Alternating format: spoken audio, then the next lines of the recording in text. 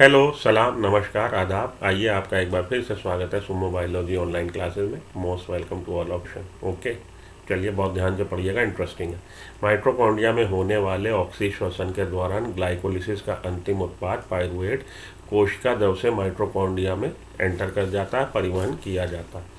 तो हुआ क्या है, माइटोकॉन्ड्रिया के मैट्रिक्स में बना था। माइटोकॉन्ड्रिया के मैट्रिक्स में एंटर करना है। साइटोप्लाज्म में ग्लाइकोलिसिस की प्रक्रिया हुई थी और ग्लूकोज का ब्रेक डाउन हो गया था up to the level of pyruvic acid. Glucose का incomplete oxidation up to the level of pyruvic acid हुआ था। 10 स्टेप रिएक्शन है, इसमें डिटेल हम लोग पढ़ चुके हैं। पूछा आपसे यही जाता है कौन से 2 स्टेप हैं जहाँ पे एटीपी खर्च हुई, कौन से 2 स्टेप हैं जहाँ पे एटीपी बनी, कौन सा स्टेप है जहाँ पे रिड्यूसिंग पावर NADH H+ बना, और ये कैसा है एटीपी बनना, सबस्ट्रेट लेवल फास्फोरिलेशन है। ये बातें हम लोग अच्छे से पढ़ चुके हैं। ये बातें आपसे पूछी जाती हैं कि ग्लूकोज ग्लाइकोलिसिस में जब एंटर करता है तो ग्लूकोज ग्लाइकोलिसिस के दौरान जब उसका आंशिक विखंडन हुआ है तो कितने नेट एटीपी बने। सारी बातें हम लोग डिटेल में डिस्कस कर चुके हैं। चलिए आगे चलते हैं। माइटोकॉन्ड्रिया में होने वाले ऑक्सी श्वसन के दौरान सबसे पहले 2 स्टेप जहाँ पे ग्लूकोज लगी थी, एटीपी लगी थी, ग्लूकोज का ग्लूकोज 6 फॉस्फेट में कन्वर्जन और फ्रुक्टोज 6 फॉस्फेट का फ्रुक्टोज 1,6 बाईफॉस्फेट बिसफॉस्फेट में कन्वर्जन। यहाँ पे 2 जगह आपकी एटीपी लगी। 2 जगह जहाँ पे एटीपी बनी है, एक जब 1,3 बाईफॉस्फोग्लिसरिक एसिड का कन्वर्जन हुआ है 3 फास्फोग्लिसरिक एसिड में एटीपी बना, एक जब फास्फोइनोल पाइरुवेट का कन्वर्जन हुआ पाइरुविक एसिड में तब एटीपी। 2 जगह एटीपी बने, 2 जगह लगे, लेकिन ये 2 दूनी 4 हो जाएंगे क्योंकि 2 मॉलिक्यूल है। रिड्यूसिंग पावर कहाँ बनी, जब ग्लिसरॉल्डिहाइड 3 फॉस्फेट का फास्फोरिलेशन और ऑक्सीडेशन दोनों हुए और प्रोडक्ट बना था 1,3 बाईफॉस्फोग्लिसरिक एसिड। और हम लोग का रेट डिसाइडिंग स्टेप कौन सा है, rate deciding step glucose fructose 6 phosphate का कन्वर्जन फ्रुक्टोज 1,6 बाईफॉस्फेट में फॉस्फोफ्रुक्टोकाइनेज एंजाइम की प्रेजेंस में, वो रेट डिसाइडिंग स्टेप होता है ग्लाइकोलिसिस का। शुद्ध लाभ 2 एटीपी 2 NADPH, और अगर आप 2 NADH को आप कन्वर्ट कर दें एटीपी में, 2 NADH को आप कन्वर्ट कर दें एटीपी में तो 8 एटीपी। ठीक है जी, सारी बातें हम लोग कर चुके। ऑक्सी श्वसन पे आइए। तो माइटोकॉन्ड्रिया में एंटर हो गया कौन, पाइरुविक एसिड। ऑक्सी श्वसन की मुख्य घटनाएं निम्नलिखित है। पाइरुवेट का चरणबद्ध क्रम में पूर्ण ऑक्सीकरण के उपरांत सभी हाइड्रोजन परमाणु पृथक हो जाते हैं।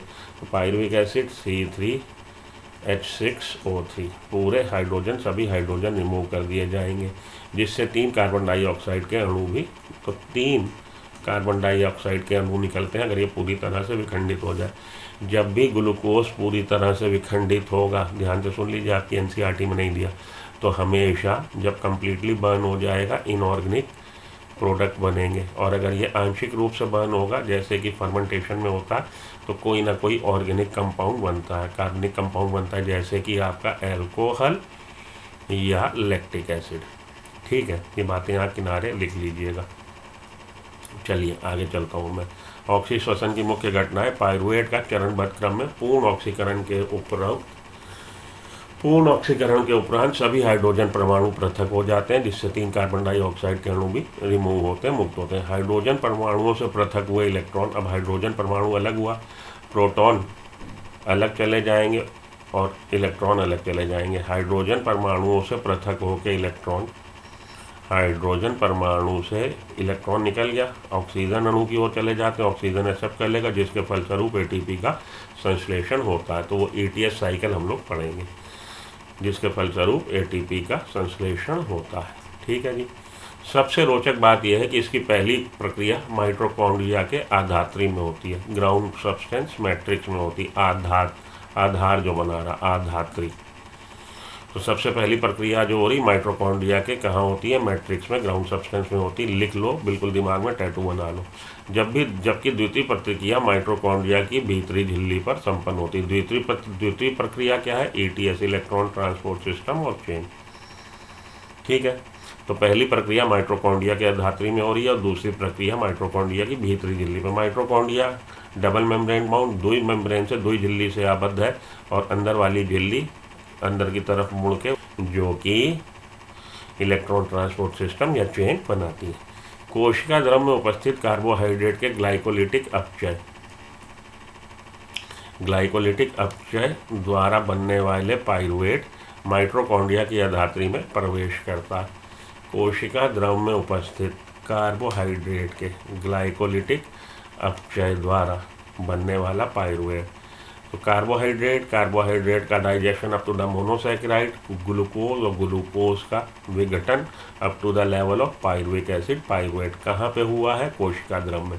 तो कोशिका द्रव में उपस्थित कार्बोहाइड्रेट के ग्लाइकोलिटिक अपचय द्वारा बनने वाला पाइरुवेट माइटोकॉन्ड्रिया की धारी में प्रवेश करता है, और इसको प्रवेश करने के लिए स्पेशल प्रोटीन्स हैं, चैनल प्रोटीन्स हैं, जिनकी सहायता से माइटोकॉन्ड्रिया में प्रवेश कर जाता है, जो ऑक्सीकृत कार्बोक्सिलीकरण की कॉम्प्लेक्स सामूहिक क्रिया द्वारा पाइरुवेट डिहाइड्रोजिनेज एंजाइम द्वारा उत्प्रेरित हो रहा है कि पाइरुविक एसिड जो कि बना कहाँ बना? कोशिका द्रव में। कोशिका के द्रव में पाइरुविक एसिड बना। कैसे बना? जब ग्लूकोज का ग्लाइकोलिसिस हुआ, पार्शियल ब्रेकडाउन हुआ, पाइरुविक एसिड बना। ये पाइरुविक एसिड एंटर हो गया माइटोकॉन्ड्रिया में वाया एक चैनल, प्रोटीन चैनल की सहायता से। स्पेशल प्रोटीन है जो उसको हेल्प कर रही है। आ जाओ। उसके बाद जो पहला स्टेप हो रहा आधात्री में, क्या हो रहा? पाइरुविक एसिड का कन्वर्जन हो रहा किसमें? एसिटाइल को एंजाइम ए में। Pyruvic acid get converted into acetyl co enzyme A. ये क्या हो रहा? ये हो रहा ऑक्सीडेटिव डीकार्बोक्सिलेशन। ऑक्सीडेशन हुआ इसका, और साथ के साथ डीकार्बोक्सिलेशन। डीकार्बोक्सिलेशन मतलब एक मॉलिक्यूल CO2 निकल गया, कार्बन निकल गया, CO2 निकल गया in the form of CO2। That's why called as decarboxylation.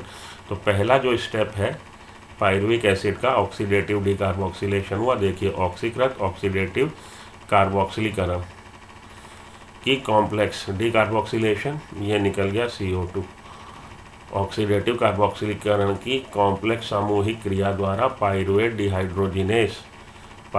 Dehydrogenase enzyme द्वारा उत्प्रेरित हो रहा है। तो it undergoes oxidative decarboxylation and produces the pyruvic acid. Pyruvic dehydrogenase अभिक्रिया में, और इस अभिक्रिया में पाइरुविक डिहाइड्रोजिनेज अभिक्रिया में कई एंजाइम भाग लेते हैं। यहाँ पे एंजाइम कौन है? पाइरुवेट डिहाइड्रोजिनेज है इस स्टेप पे। तो पाइरुविक एसिड जब वो अधात्री में आ गया, प्लस कोएंजाइम ए की प्रेजेंस में और NAD+ की प्रेजेंस में, इन the presence of enzyme pyruvate dehydrogenase and magnesium ion and pyruvate dehydrogenase conversion हो गया पाइरुविक एसिड का किस में? एसिटाइल कोएंजाइम ए में, CO2 एंड NADH2 ये बन गया जी। ठीक है, ये कहलाता है link reaction. This is known as link reaction. Link का मतलब कड़ी, किसके बीच में? कड़ी ग्लाइकोलिसिस के बीच में और क्रेब्स साइकिल के बीच में। ये एक लिंक है किसके बीच में? ग्लाइकोलिसिस के और क्रेब्स साइकिल के बीच में। ग्लाइकोलिसिस और क्रेब्स साइकिल के बीच की ये एक कड़ी है। ठीक है जी। तो अभी तक आपने क्या समझा है? बातों को फिर से एक बार रिवाइज कर लें, क्योंकि यहाँ पे जो भाषा है थोड़ी सी क्लिष्ट है। हुआ क्या है? ग्लूकोज का ब्रेकडाउन हुआ पहले कहाँ पे? साइटोप्लाज्म में। और ये एनाएरोबिक पाथवे है, अनऑक्सीकृत प्रक्रिया है, जिससे बन क्या गया? Pyruvic acid. पाइरुविक एसिड अब एंटर हो गया किसमें? माइटोकॉन्ड्रिया में। तो माइटोकॉन्ड्रिया में आधारी ग्राउंड सब्सटेंस, उसका मैट्रिक्स, इसमें आधारी में आने के बाद, अधात्री में आने के बाद आया कैसे है? वाया चैनल, ये प्रोटीन चैनल जिसकी सहायता से ये आया। अब इसका क्या होगा? ये जाएगा ऑक्सीडेटिव डीकार्बोक्सिलेशन होगा। इसका ऑक्सीडेशन हो रहा है, साथ में डीकार्बोक्सिलेशन हो रहा है in the presence of enzyme pyruvate dehydrogenase and magnesium ion. Pyruvic acid reacts with coenzyme and NAD+, oxidised form of NAD+। तो पाइरुविक एसिड, कोएंजाइम A की उपस्थिति और NAD+ की उपस्थिति, जो ऑक्सीडाइज्ड फॉर्म है NAD का, और एंजाइम क्या है? पाइरुवेट डिहाइड्रोजिनेज, जो एक कॉम्प्लेक्स एंजाइम है, और मैग्नीशियम आयन।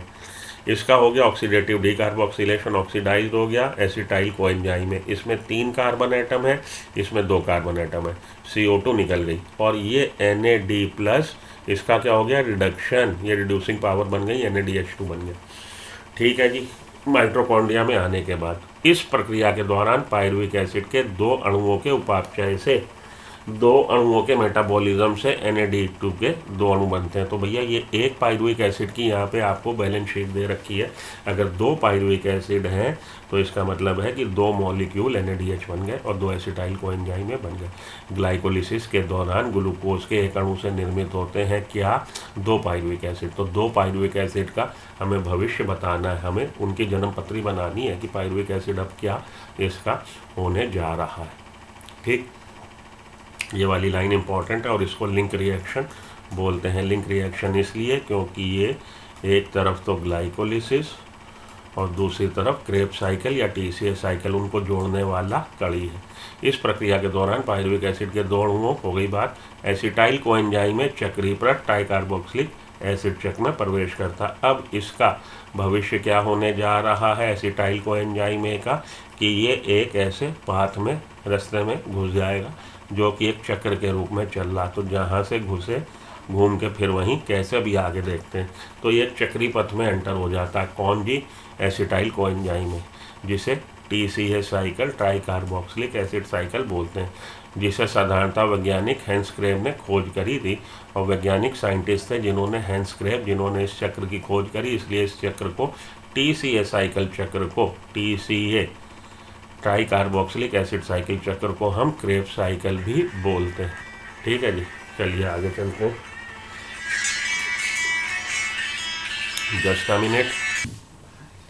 ठीक है जी, तो इस प्रक्रिया के दौरान अब क्या हुआ जी, एसिटाइल कोएंजाइम में चक्रीय पथ में एंटर हो गया, जिसको हम लोग क्रेब साइकिल बोलते हैं। क्रेब्स उसके डिस्कवर जिसने किया साइकिल, उसके नाम पे रखा गया। ट्राइकार्बोक्सिलिक एसिड साइकिल और क्रेब चक्र। TCA साइकिल, TCA साइकिल और ट्राइकार्बोक्सिलिक एसिड साइकिल। ठीक, आइए TCA साइकिल की बात करें। TCA साइकिल का प्रारंभ एसिटाइल कोएंजाइम समूह के ऑक्जेलोएसिटिक एसिड तथा जल के साथ संघनन से होता है। TCA cycle starts with acetyl coenzyme में undergo condensation with oxaloacetic acid. तो TCA साइकिल की शुरुआत, ये लाइनें रट लीजिए, इसी तरह की लाइन सीधे क्वेश्चन आता है। TCA साइकिल का आरंभ किससे आरंभ हुआ, एसिटाइल कोएंजाइम में, एसिटाइल कोएंजाइम A का संघनन, कंडेंसेशन हो रहा ऑक्जेलोएसिटिक एसिड। तो ऑक्जेलोएसिटिक एसिड के पास 4 कार्बन है, इसके पास 2 कार्बन है, अभी पिछली स्लाइड में मैंने बताया। यहाँ पे क्या बन जाएगा, सिट्रिक एसिड, उस पर 6 कार्बन है। ठीक, 4 कार्बन इसके, 2 कार्बन इसके। तो TCA साइकिल का आरंभ एसिटाइल कोएंजाइम A के ऑक्जेलोएसिटिक एसिड के साथ तथा जल के साथ कंडेंसेशन से होता है और सिट्रिक एसिड का निर्माण होता है। ठीक है, यह अभिक्रिया सिट्रेट सिंथेटेज, जो एंजाइम है यहाँ पे, सिट्रेट सिंथेटेज एंजाइम द्वारा उत्प्रेरित होती है तथा कोएंजाइम A का अणु मुक्त हो जाता है। कोएंजाइम A निकल जाएगा और वापस ये कोएंजाइम A यहाँ पे यूज़ होगा, जो हमारी लिंक रिएक्शन था। कोएंजाइम A निकल गया और ये एसिटाइल कोएंजाइम A के 2 कार्बन और इसके 4 कार्बन मिलके 6 कार्बन कंपाउंड सिट्रिक एसिड बना दिया।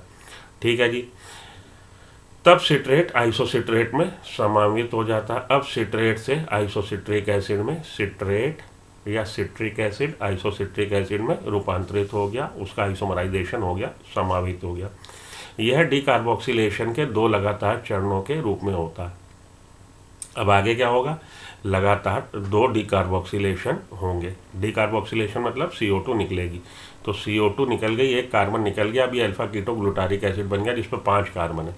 6 कार्बन थे, 1 कार्बन निकल गया, 5 कार्बन वाला अल्फा कीटोग्लूटारेट बचा। अब फिर से एक अगले चरण में फिर से डीकार्बोक्सिलेशन हुआ, फिर से CO2 निकली।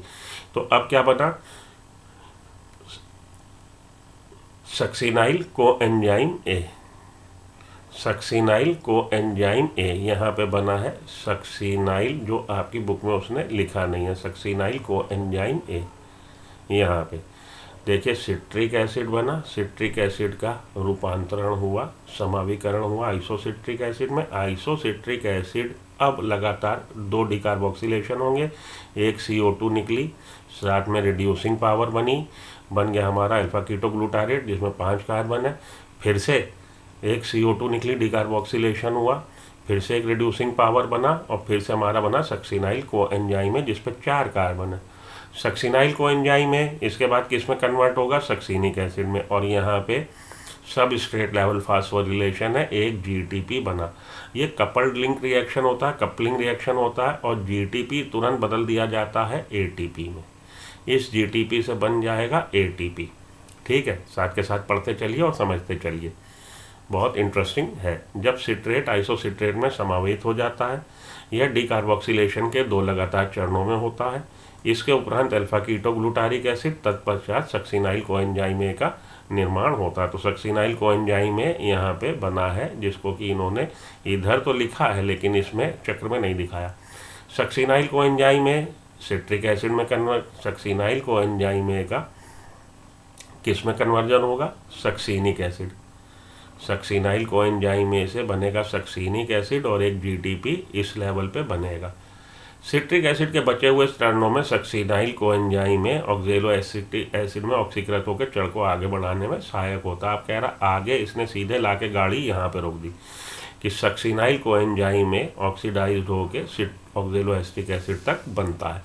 सिट्रिक एसिड के बचे हुए चरणों में succinyl coenzyme A ऑक्जेलो acetic acid में ऑक्सीकृत होकर चक्र को आगे बढ़ाने में सहायक करता है। सक्सिनाइल कोएंजाइम ए से सक्सिनिक एसिड के रूपांतरण के दौरान GTP का एक अणु का निर्माण होता है। तो सक्सिनाइल कोएंजाइम ए से जब सक्सिनिक एसिड बना, GTP बना। ये सबस्ट्रेट लेवल फास्फोरिलेशन है, क्रियाधार आधारी क्रियाधारी सत्रीय फास्फोरिलेशन है। इन युग्मित अभिक्रियाओं में और कपल्ड रिएक्शन है, युग्मित अभिक्रियाओं में GTP GDP में बदल जाती है तथा ADP ATP में बदल जाती है। GTP बदल गई GDP में और ADP बदल गया ATP में। कपल्ड रिएक्शन है, GTP का कन्वर्जन GDP में और ADP सा ATP।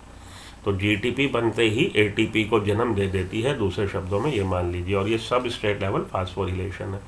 चक्र में 3 स्थान ऐसे होते हैं जहाँ NAD का NADH2 में अपचयन होता है, रिडक्शन होता है। तो एक स्थान ये, एक स्थान ये, एक स्थान ये, 3 स्थान है जहाँ पे NADH2 बन रहा और एक स्थान पे FADH2 बनता है। ये एक स्थान है जहाँ पे FADH2 बनता है। आपसे यही पूछा जाता है किन किन स्थान पे NADH2, कितने NH2 और कितने FADH2।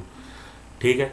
TCA साइकिल द्वारा एसिटाइल कोएंजाइम ए को एंजाइम्स एमल के निरंतर ऑक्सीकरण हेतु ऑक्जेलो एसिटिक एसिड के अम्ल की पुनर्निर्माण की आवश्यकता होती है। चक्र लगातार चलता रहे।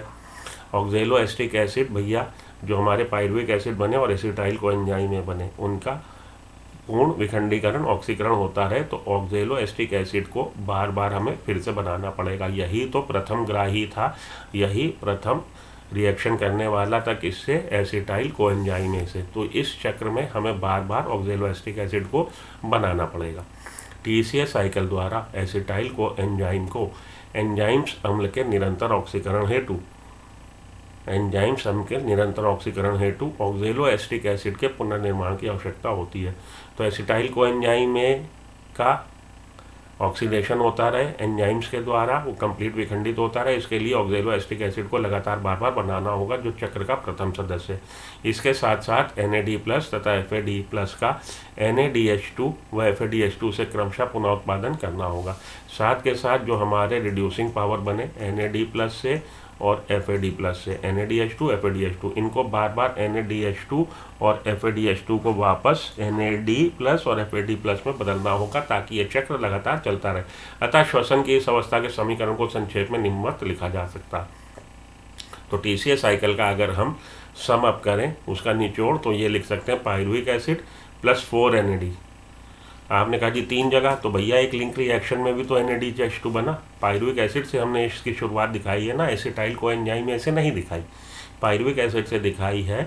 तो लिंक रिएक्शन के स्टेप को भी इसमें जोड़ लिया। 4 NAD+, 1 FAD+, 2 H2O यूज़ हुए और ADP, एक ADP जो बदल गया ATP में।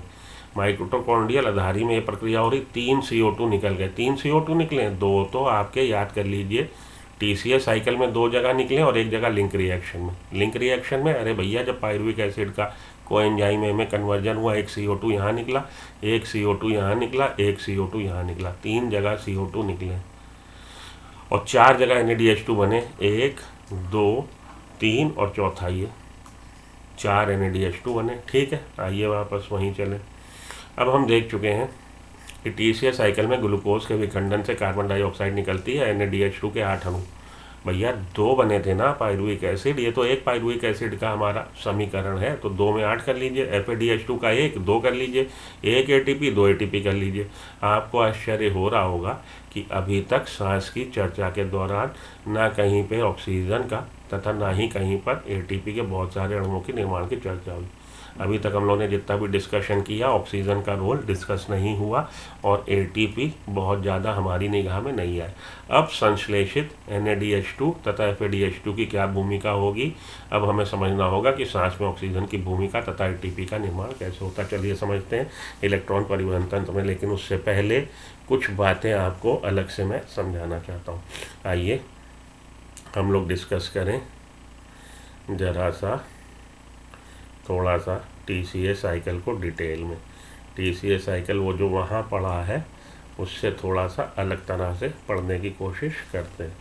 ठीक है, चलिए TCA साइकिल को पढ़ने के लिए रेस्पिरेशन इन प्लांट्स पे आइए, TCA साइकिल को पढ़ते हैं।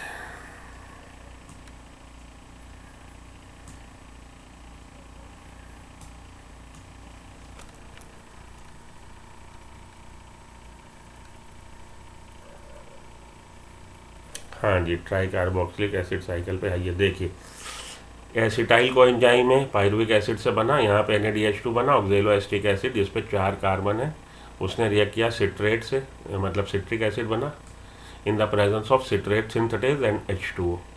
सिट्रिक एसिड का कन्वर्जन हो गया आइसोसिट्रिक एसिड में, आइसोसिट्रेट में। ठीक, अब इसका हुआ क्या हुआ जी, डीकार्बोक्सिलेशन। लगातार 2 पूछे जाते हैं, 2 डीकार्बोक्सिलेशन कहाँ हुए, एक डीकार्बोक्सिलेशन यहाँ, एक डीकार्बोक्सिलेशन यहाँ। अब आपसे पूछा जाता है TCA साइकिल में कौन सा एक यौगिक ऐसा है जिस पर 5 कार्बन है, केवल अल्फा कीटोग्लूटारेट, केवल ये 5 कार्बन वाला है, बाकी इससे पहले वाले 6, इसके बाद वाले 4। एक CO2 फिर निकल गई, सक्सिनाइल कोएंजाइम में 4 कार्बन एटम, एक NADH2 यहाँ बन गया। सक्सिनाइल कोएंजाइम A का कन्वर्जन सक्सिनिक एसिड में ATP बना, GTP बना जिसने ATP को जन्म दिया। सक्सिनिक एसिड का सक्सिनेट का फ्यूमरेट में कन्वर्जन FADH2 बना, FADH2 यहाँ बना। ठीक है जी, और फाइनली मैलिक एसिड मैलेट का कन्वर्जन ऑक्जेलोएसिटिक एसिड में। इसको TCA साइकिल क्यों बोलते हैं, इसको TCA साइकिल इसलिए बोलते हैं क्योंकि सिट्रिक एसिड में 3 कार्बोक्सिलिक ग्रुप है। ध्यान दीजिएगा, सिट्रिक एसिड, ये जो सिट्रिक एसिड बना इसमें 3 carboxylic group COOH COOH COOH 3 group हैं, इसलिए इसको TCA साइकिल बोलते हैं। TCA साइकिल में 3 जगह NADH2 बन रहा है, एक जगह FADH2 बन रहा है, एक जगह ATP बन रहा है जो कि सबस्ट्रेट लेवल फास्फोरिलेशन है, स्टेप ये याद रख लीजिएगा। 2 जगह CO2 निकल रही है, 2 जगह डिकार्बोक्सिलेशन हो रहा, और एक डिकार्बोक्सिलेशन लिंक रिएक्शन में होता है जब पायरुविक एसिड एसिटाइल कोएंजाइम में बदला जाता है। ये बातें ध्यान में रख लीजिए, आपकी बल्ले बल्ले है, और ज़्यादा आपसे पूछा नहीं जाता, तो याद रख लीजिएगा ये सारी की सारी बातें। आगे चलिए, TCA साइकिल, ये हमारा TCA साइकिल हो गई बात। अब आप इसको अपने छोटे छोटे नोट्स बना के नोट कर लो और उससे आप अपनी चीज़ों को अलाइन कर लो। अब आइए, एंट्री ऑफ पायरुविक एसिड, ये इंग्लिश के हैं, हम लोग हिंदी वाले पे चले। ग्लाइकोलिसिस का मार्ग का अंतिम उत्पाद क्या है,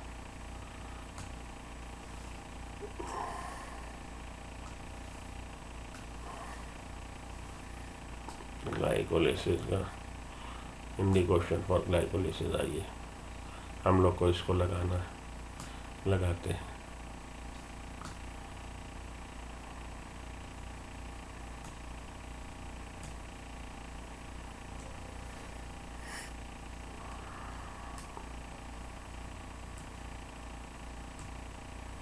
हाँ जी, आइए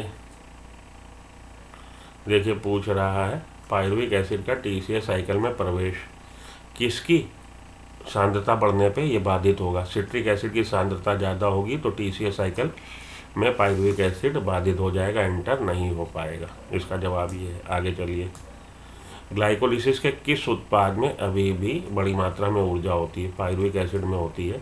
अभी पायरुविक एसिड पूरी तरह से विखंडित नहीं हुआ तो उसमें अभी भी मजे की ऊर्जा है। एरोबिक श्वसन का विकास किस कोशिका घटक में हुआ। माइटोकॉन्ड्रिया में हुआ। एरोबिक श्वसन माइटोकॉन्ड्रिया में होता है। चलिए आगे, 5 कार्बन यौगिक कौन सा है। कौन सा ऐसा यौगिक है सिट्रिक एसिड साइकिल का जिसमें 5 कार्बन, अभी आपको बताया वो कौन सा है, अल्फा कीटो ग्लूटारेट। ठीक है, आगे चलिए, ग्लाइकोलिसिस के अंतिम उत्पाद पाइरुवेट ने किस प्रक्रिया में प्रवेश किया है। किस प्रक्रिया में प्रवेश करता है। सिट्रिक एसिड साइकिल, सिट्रिक रस चक्र। यहाँ पे सिट्रिक एसिड साइकिल कर लीजिए और उसी का नाम है क्रेब्स साइकिल। आंसर हो जाएगा दोनों ए व बी। ग्लूकोज का एक अणु एसिटाइल को एंजाइम के अणु उत्पन्न करता है जो क्रेब्स साइकिल में। एक अणु से 2 हमारे पाइरुविक एसिड बने, 2 पाइरुविक एसिड से 2 एसिटाइल को एंजाइम में बनेंगे तो आंसर हो जाएगा हमारा 2 अणु।